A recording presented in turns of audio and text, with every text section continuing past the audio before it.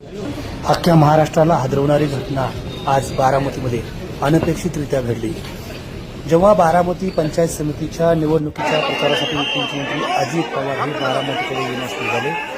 मुंबईवरून निघालेले त्यांचे विमान बारामतीत धावपट्टीवर पोहोचण्याच्या आधी धावपट्टीवरून खाली गेले आणि त्याच ठिकाणी विमानाचे 2 स्फोट झाले आणि त्यामध्ये दुर्दैवानं अजित पवार यांच्यासह 5ही जणांचा मृत्यू झाला.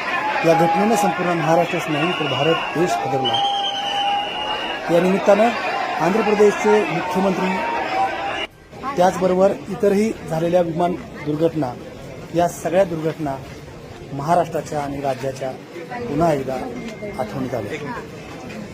उपमुख्यमंत्री अजित पवार यांच्या निधनाचे वृत्त समजताच हजारोंचा लोंढा विमानतळाकडे आणि बारामतीतील पुण्यश्लोक राजमाता अहिल्यादेवी होळकर सर्वोपचार रुग्णालयाच्या दिशेने झेपावला. या ठिकाणी प्रचंड मोठी गर्दी झाली होती. परिसरातील आमदार खासदार हे सगळे या ठिकाणी निघाले आणि बारामतीत मात्र मोठी गर्दी जमा झाली होती. आज सकाळी 8:15च्या सुमारास गोजबावी या विमानतळाच्या धावपट्टीच्या नजीक ही दुर्घटना घडली. या दुर्घटनेने अवघा महाराष्ट्र शोकमग्न झाला आहे.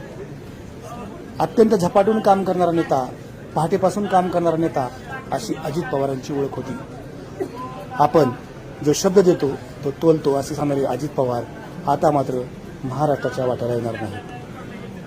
अजित पवारांचं असणं हे फक्त राष्ट्रवादीसाठीच नाही तर महाराष्ट्राच्या पुरोगामी चळवळीसाठी देखील एक महत्त्वाचं आणि आश्वासक नाव होतं.